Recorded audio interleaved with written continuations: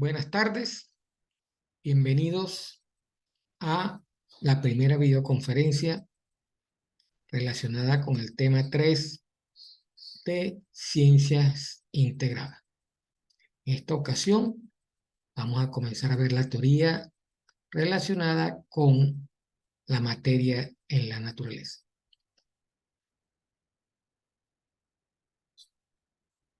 En el transcurso de la semana que viene estaré colocando la primera actividad evaluada correspondiente al último corte.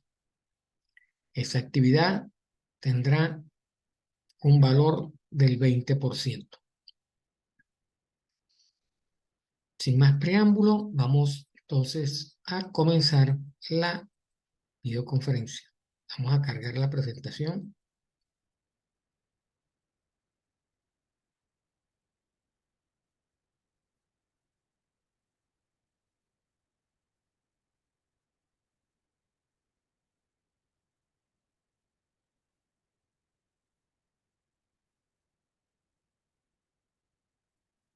Ahí tenemos ya la presentación.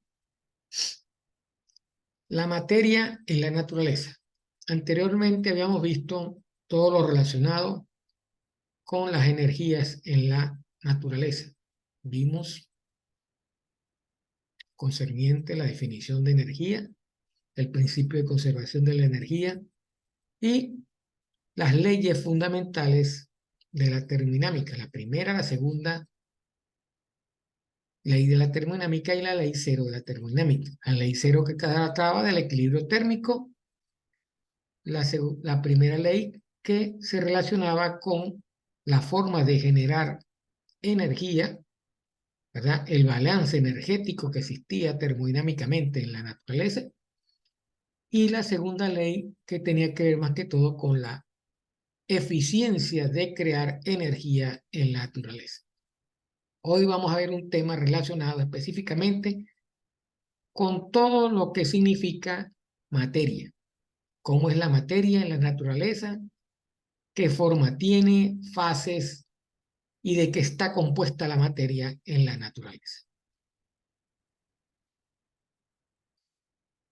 Vamos a comenzar definiendo qué es materia. Materia es todo lo que ocupa un lugar en el espacio y tiene volumen y masa. Eso es lo que es materia en la naturaleza. Todo lo que ocupa un lugar en el espacio y está conformado por un volumen y una masa de esa misma materia. La materia la podemos ver en todas las sustancias que forman el universo, en todo lo que sentimos y olemos y miramos en el universo. Puede ser dura como un bloque de hielo, líquida o blanda como el agua, líquida, y no puede tener forma, ¿verdad? Como el aire. Pero las tres formas de la naturaleza tienen masa y tienen volumen. Un bloque de hielo tiene un volumen de agua.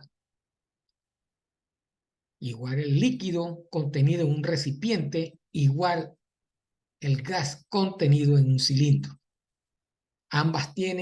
Todas tienen masa. La masa del bloque de hielo, ¿verdad? La masa del líquido y la masa del gas. Puede pesar el gas de un cilindro, correcto. Tiene una masa total. Si conoce la masa del cilindro, le resta la masa total a la masa del cilindro y tiene la masa del gas que está dentro del cilindro. Igual que en el recipiente, que tiene un recipiente contenido, ¿verdad? Con agua, tiene la masa total de todo el recipiente con el agua y si conoce la masa del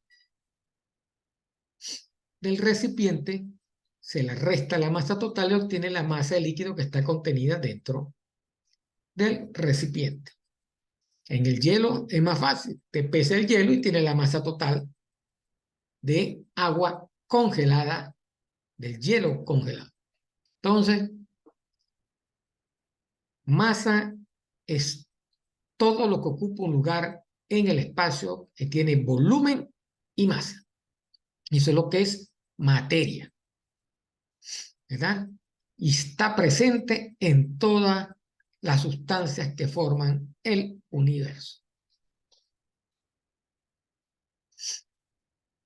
¿Cómo está conformada la materia? Ahí tenemos una gráfica donde mostramos lo que usted conoce como un átomo, ¿verdad? Un átomo que tiene un núcleo, que tiene las partículas que son el electrón y los protones con carga positiva y negativa. Entonces, la materia está formada por átomos. Toda la materia está formada por átomos. Los átomos se agrupan y forman moléculas. Las moléculas se ordenan y constituyen la materia. Y la cantidad de sustancia que conforma la materia determina su clasificación. ¿Correcto? Entonces, la materia está formada por pequeñas partículas denominadas átomos, las cuales se agrupan y forman las moléculas, y las moléculas se ordenan y constituyen la materia. ¿Cómo se clasifica la materia en el universo? ¿O cómo se presenta? Usted la puede, se presenta en forma de elementos, ¿correcto? Compuestos y mezclas. La materia entonces se presenta como mezclas, compuestos y elementos en el universo. Una sustancia, ¿verdad? Se refiere a cualquiera de las presentaciones de la materia. Cualquier presentación de la materia corresponde a una sustancia.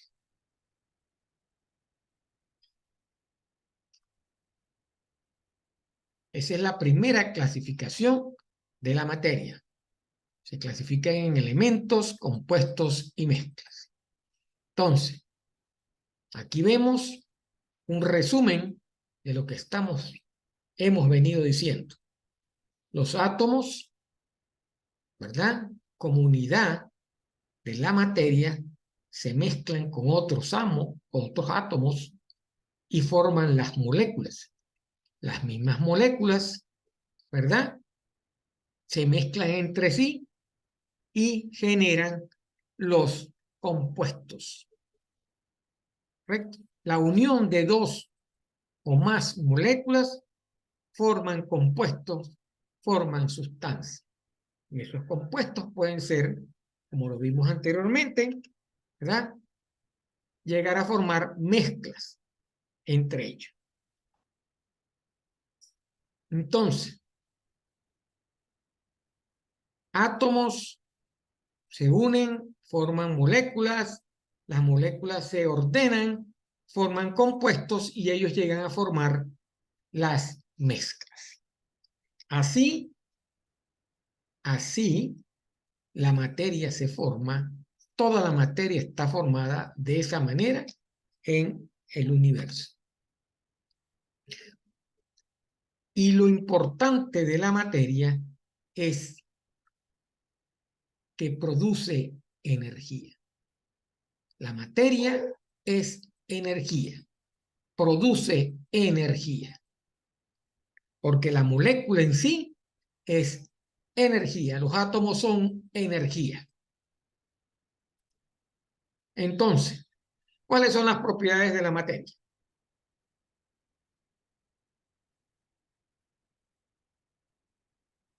La podemos clasificar, ¿verdad? Sus propiedades. Las propiedades de la materia las podemos clasificar por todo aquello que tiene volumen y masa, o la podemos describir por sus propiedades, y se clasifican de dos formas: generales y específicas, y extensivas e intensivas. Las propiedades de la materia las podemos clasificar de dos formas: generales y específicas, ¿verdad? O extensivas e intensivas. Entonces, generales. ¿Cuáles son aquellas propiedades generales de la materia? Son aquellas que sirven para describir cualquier tipo de materia. Ejemplo, longitud, volumen, temperatura, masa, superficie. ¿Ok? Esas son la clasificación de la materia, las propiedades de la materia. ¿Correcto? Propiedades generales de acuerdo a sus unidades originales, que son para describir longitud, volumen, temperatura, masa, superficie. Y específicas, aquellas que sirven para diferenciar un tipo de materia de otro. Ejemplo, la densidad, temperatura de fusión y ebullición, solubilidad. Entonces, esas son las propiedades generales de la materia, clasificadas en generales y específicas. Las generales asociadas, ¿verdad?, a cualquier tipo de materia, que sirven para describir cualquier tipo de materia, y las otras que sirven para diferenciarlas de un tipo de materia de otro. Materia que tiene una densidad mayor o menor que otra, que tiene una temperatura de fusión o ebullición mayor o menor, y que es soluble o no soluble comparada con otra materia. Y las que son generales, que dependen de su longitud, volumen, temperatura, superficie o masa.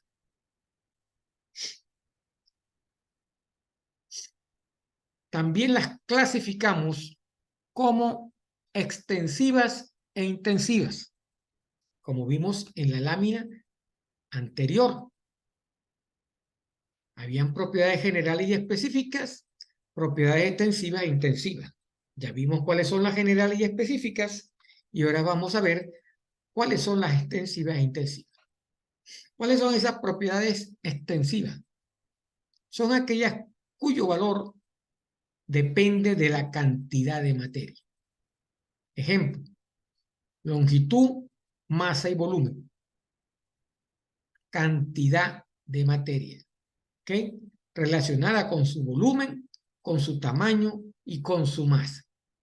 Y las que son intensivas, aquellas cuyo valor no dependen de la cantidad de la materia. Por ejemplo, la densidad y la temperatura. ¿Ok? No hay cantidad de temperatura. ¿Ok? No hay cantidad de densidad. ¿Correcto? Esas son las propiedades clasificadas como extensivas e intensivas. Entonces, las extensivas que dependen de la cantidad de la materia y las intensivas que no dependen de esa cantidad de materia. ¿Cuáles son los estados de la naturaleza? La materia puede ser un gas, un líquido o un sólido. Esas son las tres formas de materia que se denominan clásicamente estados de la materia. Entonces, la materia la conseguimos en el universo en forma de gas, en forma sólida y en forma líquida. Cada una tiene un orden molecular. ¿Ok? Cada uno tiene un orden molecular. Las moléculas están ordenadas de diferente forma en cada uno de estos tres estados. ¿Ok? Las moléculas en un gas están más separadas que las moléculas en el líquido y en el sólido. En el sólido están más comprimidas. ¿Ok? Entonces, los estados de la materia en la naturaleza son gas, líquido y sólido, o sólido, líquido, gas, como usted quiera decirlo. Los estados de la materia difieren en algunas de sus propiedades. ¿Ok? Esos estados difieren en cada una de sus propiedades. En un sistema de un estado pueden existir varias fases. Ahora vamos a ver qué es lo que es fases. Los estados son sólido, líquido y gaseoso.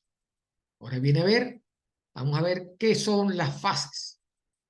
Ejemplo, el agua y el aceite no se mezclan entre sí porque eso es una relación de inmiscibilidad. Están separados, ¿correcto? Forman un sistema líquido de dos fases. Entonces, en una fase líquida pueden haber varios estados, ¿ok? En el agua mezclado con el aceite, que es un estado líquido, existen dos fases, ¿verdad? El agua y el aceite. El granito es un sistema sólido y está constituido por tres fases. ¿Cuáles son esas fases? Los elementos de las cuales está constituido el granito, que son cuarzo, feldespato y mica. Entonces, las fases son los elementos de las cuales está constituido el estado de la materia. En un estado líquido de agua-aceite existen dos fases, que es aceite y agua. En el granito existen tres fases, que son el cuarzo, el feldespato y la mica, que están unidos en un estado sólido. Y en el otro están en un estado líquido. Dos fases, agua y aceite. En el estado sólido, tres fases. En el ejemplo del granito,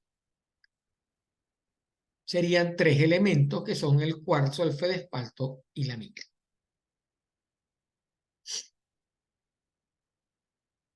La materia que consta de una sola fase se denomina homogénea. Un sistema que consta de varias fases se dice que es heterogéneo. Ejemplos: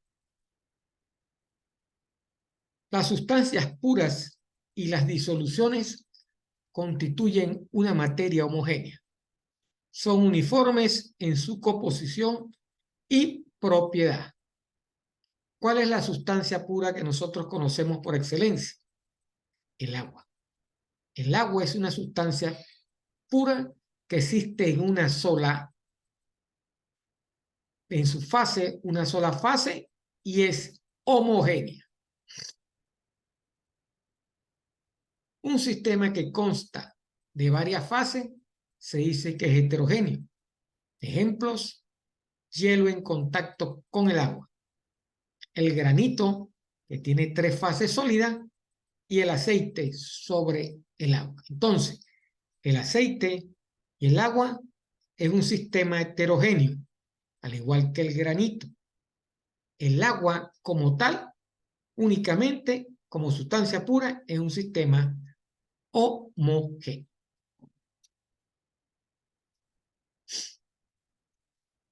Entonces,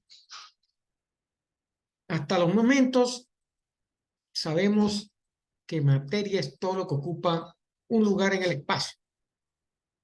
Volumen y masa. Tiene volumen y tiene masa. ¿Correcto? Existe en tres estados: sólido, líquido y agua. La materia puede estar en tres estados. ¿Correcto? Cada estado puede contener, un estado puede contener una fase o varias fases.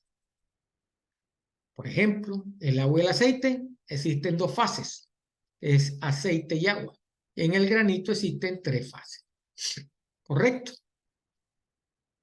El agua pura, como agua, ¿verdad?, es homogéneo, un estado homogéneo, un sistema homogéneo.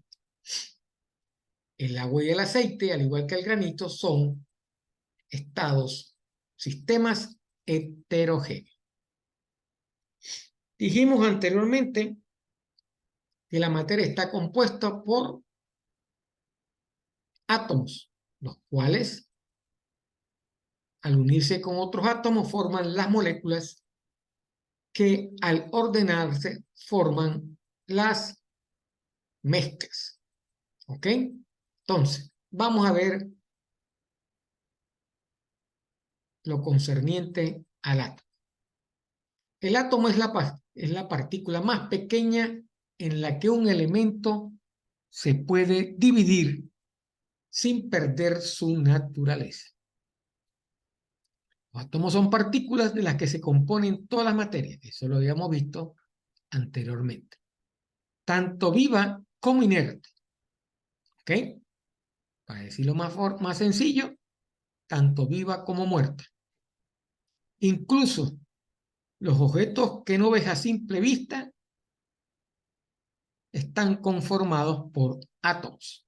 Todo lo que nos rodea está estructurado por átomos. Nosotros estamos estructurados como átomos.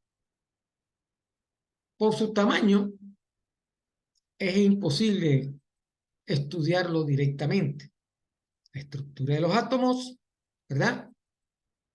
A partir de la evidencia experimental, es que se ha logrado estudiar y mediante ese estudio experimental o evidencia experimental, se han desarrollado los diferentes modelos para describir sus características. Entonces, toda la materia está compuesta por átomos, ¿verdad? Tenemos que obtener una evidencia experimental para poder saber de qué están compuestos los átomos, por su tamaño, ¿verdad?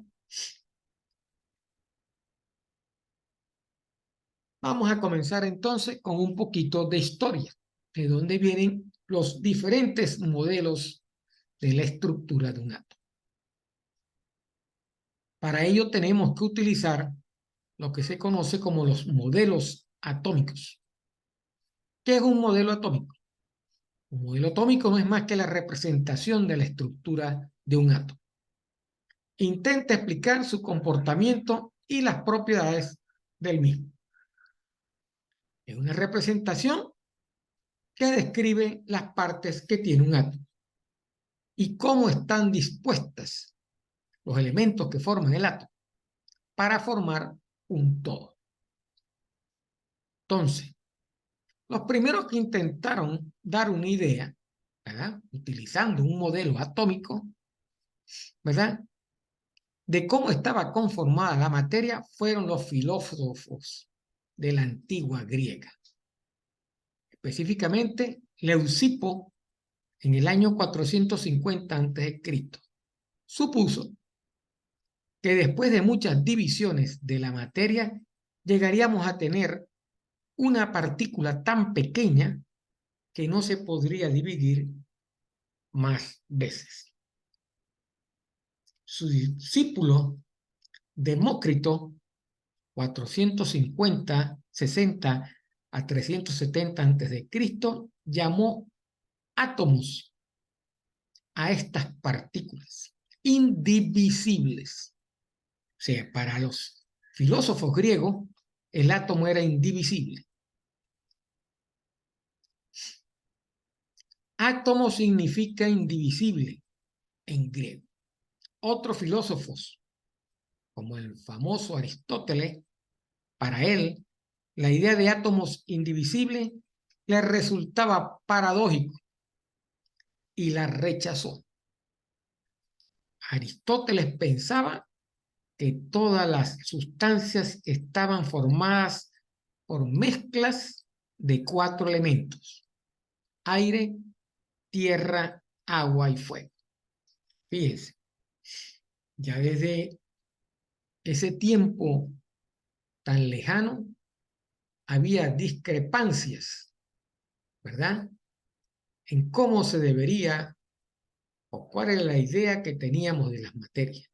Los primeros filósofos griegos supusieron que una materia, al dividirla y seguirla dividiendo, ¿ya?, iba a llegar hasta obtener un elemento tan pequeño que ya no se podría dividir. Y ese elemento lo llamó el átomo, que significa indivisible. Aristóteles negó esa parte, negó eso y pensaba que todas las sustancias estaban formadas por los 4 elementos que eran aire, tierra, agua y fuego. Estas fueron las primeras ideas de un átomo. En 1808, el químico inglés Dalton, ¿verdad?, formula la célebre teoría atómica. Ella rompía con las ideas tradicionales que habían sido postuladas anteriormente, de que la materia está formada, ¿verdad? Perdón, él formulaba que la materia estaba formada por átomos y describe al átomo como una partícula extremadamente pequeña e indivisible. O sea, negó lo que decía Aristóteles y se plegó más a lo que decían los filósofos anteriores a Aristóteles. Hay una partícula tan pequeña que era indivisible que se conocía o que definió como el átomo. Era una partícula extremadamente pequeña e indivisible. ¿Cuáles fueron los postulados de Dalton sobre esta teoría o sobre este modelo atómico? Él decía, el átomo es la partícula indivisible más pequeña de un elemento que conserva sus propiedades. ¿Okay? Un elemento es una sustancia que está formada por átomos iguales. Fíjense. Un compuesto es una sustancia que está formada por átomos distintos combinados en una relación numérica sencilla y constante. Estamos volviendo otra vez a la segunda lámina, ¿verdad? Donde estamos viendo que la materia está formada por un elemento, por compuestos, ¿verdad? Dalton postuló también, en una reacción química, los átomos no se crean ni se destruyen, solo cambian las uniones entre ellos. Postulado entonces que hemos venido viendo, asociado a energía, asociado a la materia, asociado a la masa. No se crea ni se destruye, solo se transforma. ¿Ok? Y para hacer eso debe haber una reacción química, porque toda materia está formada por los átomos. La energía está conformada por átomos, ¿verdad? Entonces, para una reacción química, los átomos no se crean ni se destruyen, solo se cambian las uniones que existen entre ellos. Esa es la teoría del modelo atómico formulado por Dalton en el año 1808.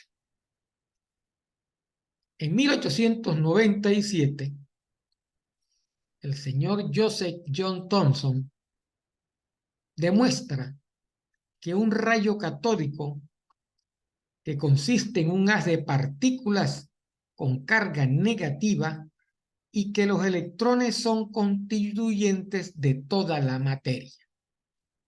En el modelo atómico de Thomson, conocido como budín de pasas, los electrones están insertos en una esfera uniforme con carga positiva. Entonces, Thomson utilizó un equipo para el experimento a través y desarrolló o creó un haz de partículas con carga negativa. Y tenemos una figura del equipo que usó Thomson para poder modelar su teoría.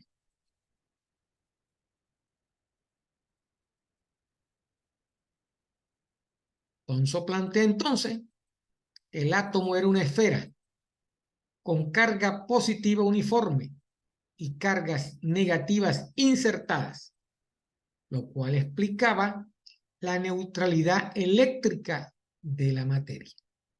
Entonces, para Thomson, la materia tiene un balance energético, porque está constituida por cargas positivas y cargas negativas. Una carga positiva donde se insertan cargas negativas. Entonces, al ser tan pequeña la masa de los electrones, Thomson propuso que la mayor parte de la masa del átomo corresponde a la carga positiva, que ocuparía la mayor parte del volumen atómico. Entonces, tenemos una carga positiva. Los átomos son elementos constituidos por una carga positiva y por cargas negativas, donde existe un balance de carga. Por eso, Thomson plantea que el modelo atómico tiene neutralidad eléctrica. Entonces, ese es el modelo que plantea entonces, el modelo del budín. Un budín donde carga positiva, donde tiene la mayor masa, y en ese budín están insertadas las cargas negativas. La suma de los dos, o la diferencia de los dos, realiza el balance eléctrico de la molécula, del átomo que él está proponiendo. Posteriormente, el señor Ernest Rutherford, en 1871-1937, propone, en el año 1910, que el átomo está formado por dos regiones. ¿Okay? El núcleo, que aloja a las partículas positivas, y la corteza, donde se encuentran las partículas negativas. ¿Ok? Girando alrededor del núcleo. Fíjense. Rutherford propone un modelo más parecido a nuestro sistema solar, donde existe un núcleo positivo y las partículas negativas están girando alrededor del núcleo. Este científico descubre con su investigación el protón, el cual es un elemento, una parte del átomo que tiene la misma carga que el electrón, pero positiva, y que su masa es 1840 veces mayor que la del electrón. Entonces, bajo esos parámetros, él postula que el átomo tiene un núcleo central donde están concentradas la carga positiva y toda la materia del átomo, o toda su masa. La carga positiva de los protones es compensada con la carga negativa de los electrones. Entonces, define el protón como el elemento de carga positiva en el átomo y confirma que el electrón es elemento negativo del átomo. El núcleo contiene protones en número igual al de los electrones del átomo. ¿Correcto? Y los electrones giran a mucha velocidad en torno al núcleo, separados de este por una gran distancia.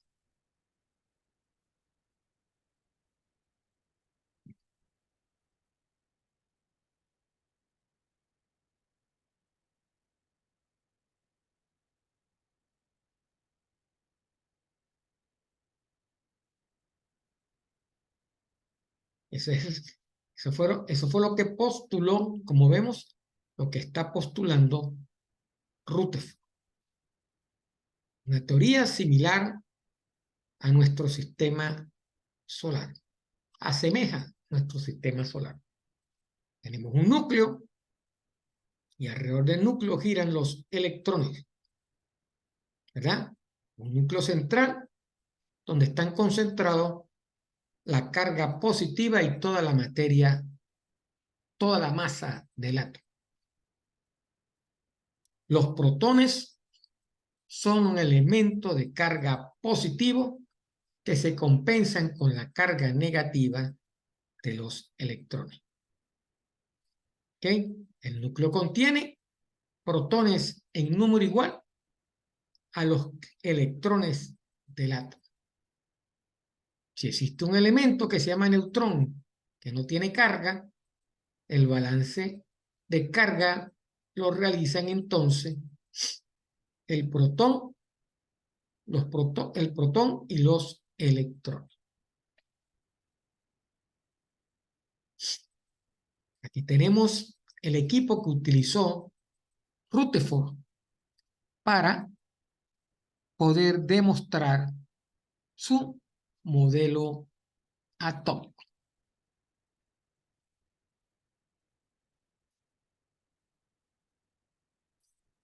Ok.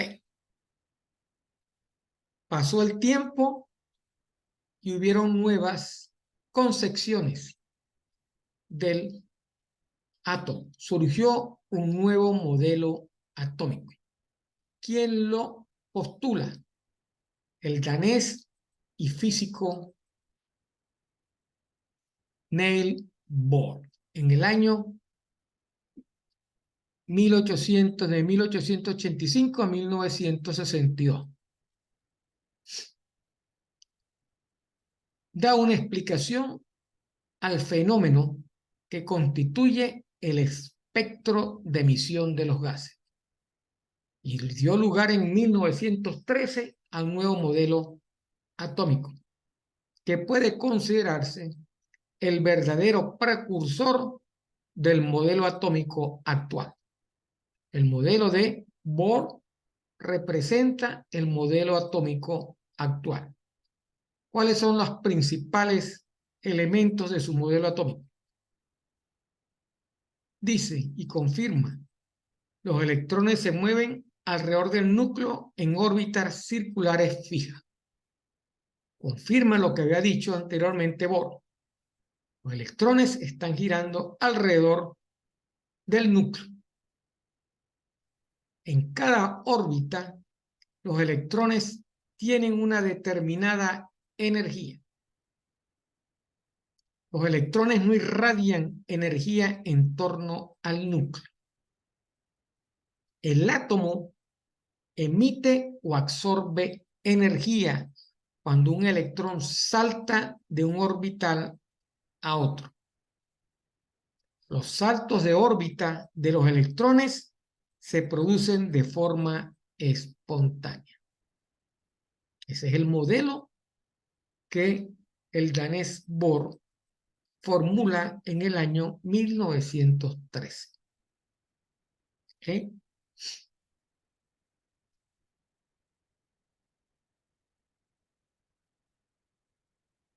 Y llegamos al modelo atómico actual, el cual fue desarrollado en la década de 1920, gracias al trabajo de diferentes investigadores, entre ellos Werner Heisenberg y Erwin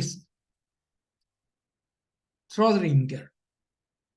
Según este modelo, las partículas negativas giran alrededor del núcleo.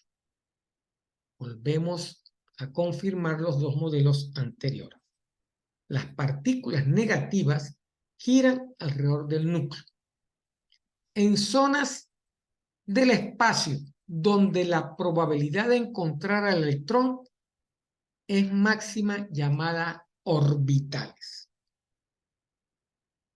Este modelo también se denomina mecánico cuántico, definido en función de los principios de dualidad onda, corpúsculo e incertidumbre.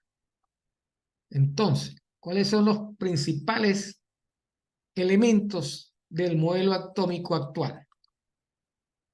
El átomo y la molécula solamente pueden existir en determinados estados energéticos y esta se produce con emisión o absorción de energía.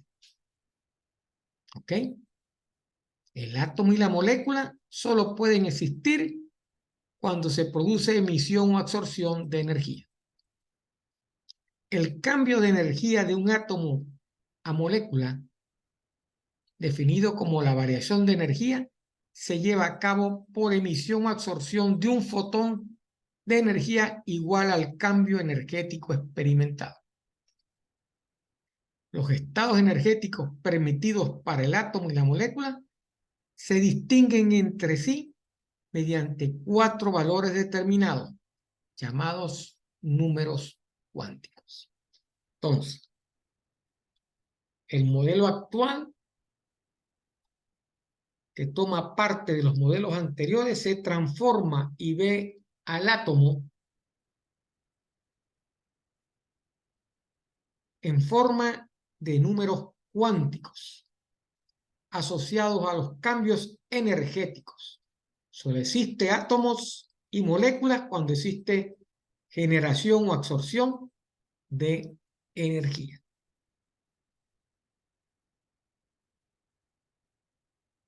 Esta es la conclusión principal del modelo atómico actual. Ahí tenemos una figura similar a las anteriores, donde existe un núcleo, ¿verdad? Y los elementos energéticos, ¿verdad? O las partículas negativas giran alrededor de ese núcleo.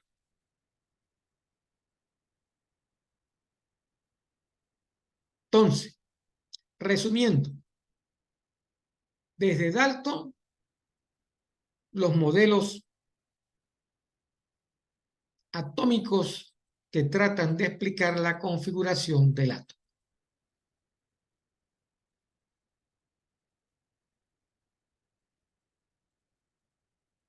Son prácticamente similares, que tienen en común desde Bohr, desde Rutherford hasta Sommerfeld y Zeeman, que los electrones giran alrededor del núcleo. Los de Heisenberg, Schrödinger, desde Thomson hasta desde Dalton, perdón, hasta Heisenberg. Esa es la forma del modelo atómico del átomo.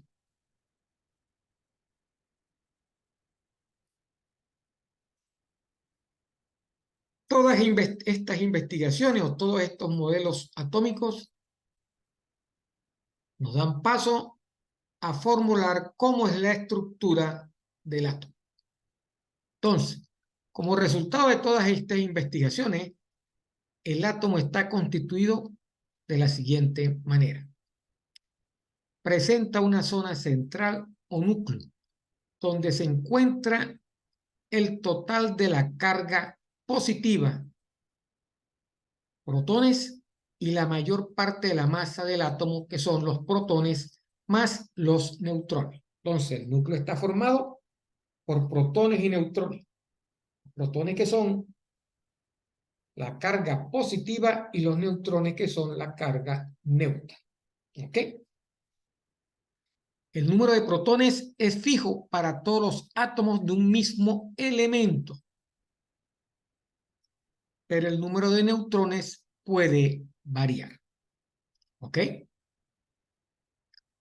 Presenta una zona externa o corteza donde están los electrones que giran alrededor del núcleo. hay tantos electrones en la corteza como protones en el núcleo. ¿Por qué? Porque el átomo tiene carga neutra. La carga de los protones debe ser igual a la carga de los electrones. Entonces, existen tantos electrones, no uno, existen tantos electrones como cargas, ¿verdad? Tenga el núcleo en los protones. Entonces, existe una zona externa o corteza donde están los electrones que giran alrededor del núcleo. Hay tantos electrones en la corteza como protones en el núcleo. Todo el conjunto del átomo es eléctricamente neutro. El átomo es eléctricamente neutro porque existe ese balance eléctrico entre el protón y el electrón, entre los protones y el electrón. ¿Ok? Entonces, la figura que está abajo nos muestra un núcleo, una corteza. En el núcleo están los protones y los neutrones. Los protones con carga positiva, los neutrones con carga neutra, y en la corteza están girando los electrones con carga eléctrica negativa. Esa es la estructura del modelo atómico actual del átomo.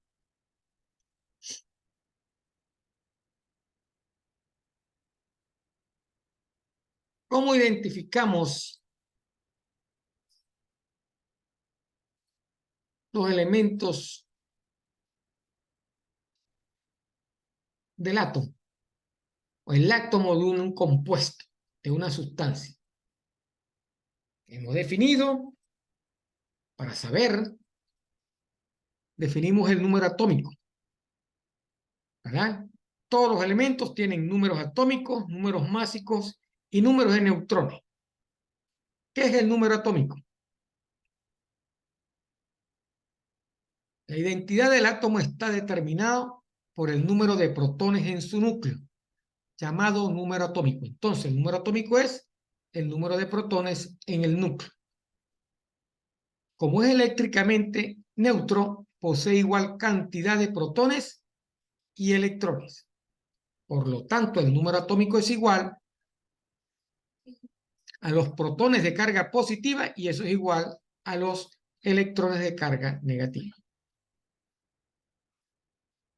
El número másico es el número total de protones y neutrones del núcleo, ¿ok? El cual se denomina número másico o masa atómica. Entonces, la masa atómica no es más que el número total de protones y neutrones del núcleo, ¿ok? Y se representa con la expresión A igual a Z más N, donde Z es el número atómico, ¿verdad?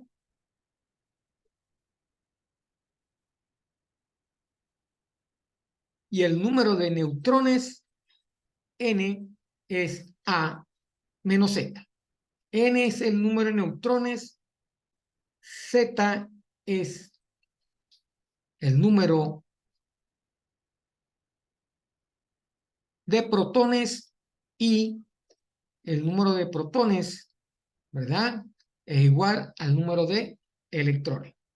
¿Cuál es la simbología que utilizamos? La simbología que utilizamos para definir cualquier elemento es AZX, donde X representa el símbolo químico del elemento, el A es el número másico y la Z es el número atómico, que es igual al número de protones. Entonces, el carbono tiene un número másico igual a 12 y tiene un número atómico igual a 6. Tiene 6 protones el carbono y tiene 12 como número másico, que es igual a 6 más 6. Tiene 6 protones, ¿verdad? Y tiene 6 neutrones.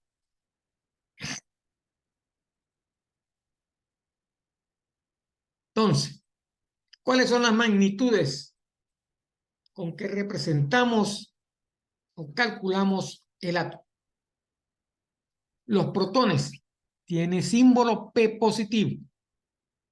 ¿Dónde están ubicados? Están en el núcleo. La masa de un protón equivale a 1.6726 por 10 a la menos 27 kilogramos. Y tiene una carga eléctrica positiva de 1,6 por 10 a la menos 19 coulomb. Los neutrones se encuentran también en el núcleo. Tienen una masa en kilogramos igual a 1.675 por 10 a la menos 27 kilogramos. Similar, no igual, similar a la que tiene el protón, ¿correcto? ¿Qué carga tienen? Cero, porque los neutrones no tienen carga eléctrica. Y los electrones, cuyo símbolo es E a la menos, están ubicados alrededor del núcleo, tienen una masa de 9,109 por 10 a la menos 31 kilogramos. Son más pequeños que los protones y los neutrones, pero tienen la misma carga con el signo negativo para poder dar el balance eléctrico del átomo, que es neutro, de 1.6 por 10 a la menos 19 coulomb. Entonces, esos son los tres elementos de un átomo: protones, neutrones, electrones, los protones con carga positiva, los neutrones sin carga y los electrones con carga negativa. Los protones tienen mayor masa que los electrones y tienen masa similar a los neutrones.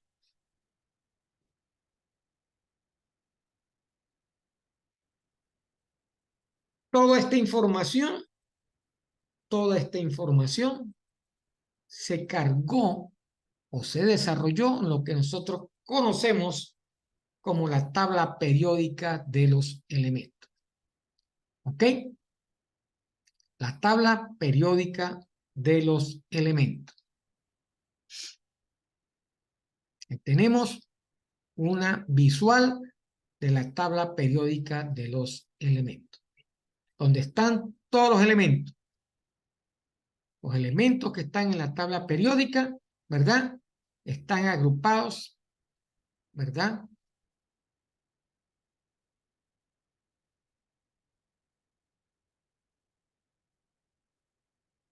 Como metales, grupos principales de transición, transición interna, metaloides y no metales. Se consigue ahí todos los elementos que existen en el universo, que conocemos hasta ahora en el universo.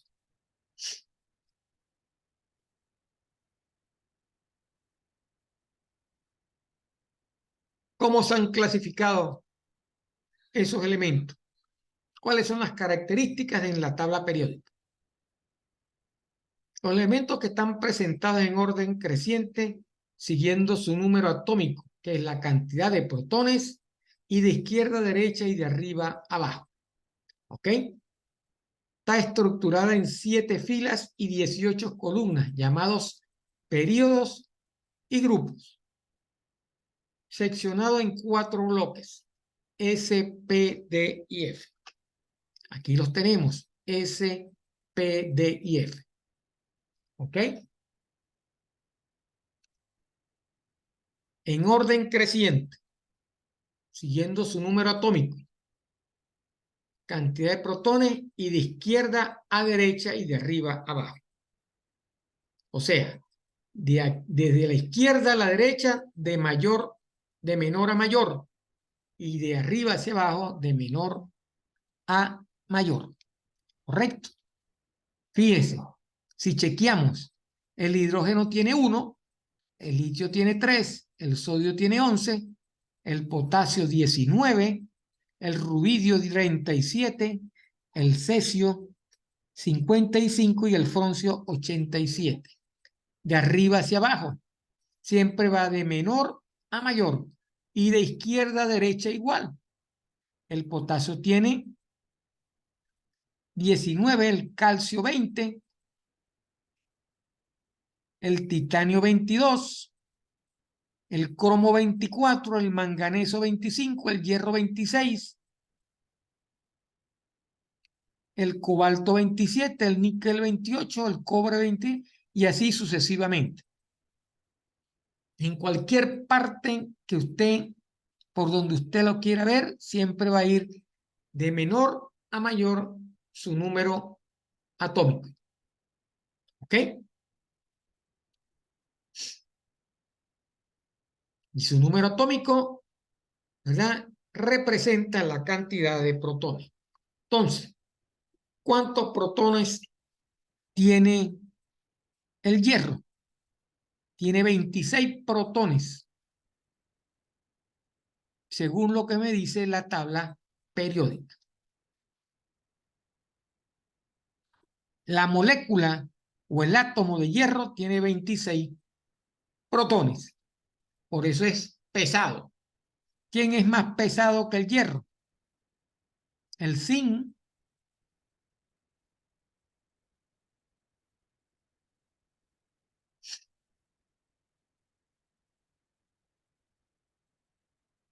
Agrupa en los bloques 2 a los metales y no metales, incluidos los gases raros y los metaloides. ¿Cuáles son los metales? Los que están ubicados en los bloques S, D y F. Metales S, D y F. Vamos a ver. S, D y F.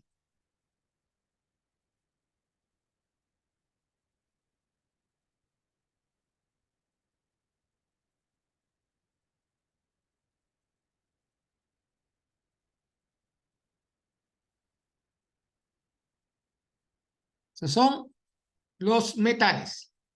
El único que está en el S, que no es metal, es el hidrógeno, que es un no metal. Todos los demás son metales. Litio, berilio, sodio, magnesio, potasio, calcio, estroncio, cesio, bario, froncio y radio. Entonces, S, D y F.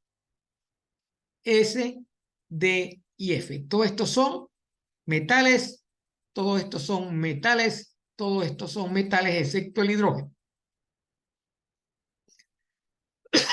Los no metales están ubicados en P, al igual que los gases raros. No metales. En P, el carbono, el nitrógeno, el oxígeno, el flúor, el cloro. ¿Ok? Aquí están los no metales y los gases raros. ¿Ok? Radón, xenón, criptón,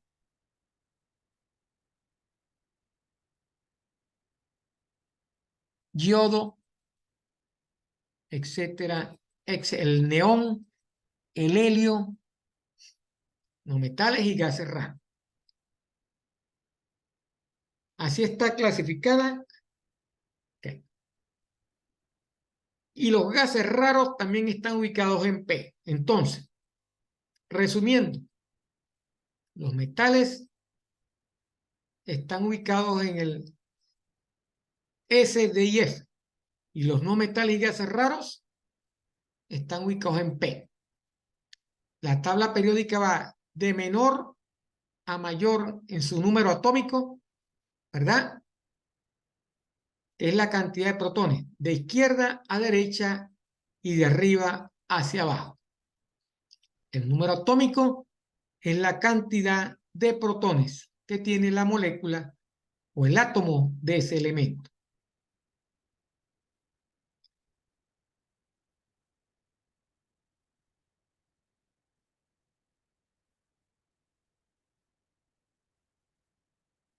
Con esto terminamos por el día de hoy. Para la próxima clase, que será la semana que viene, veremos un poco más de la tabla periódica y cómo calculamos la masa atómica o los valores de los elementos de la tabla periódica.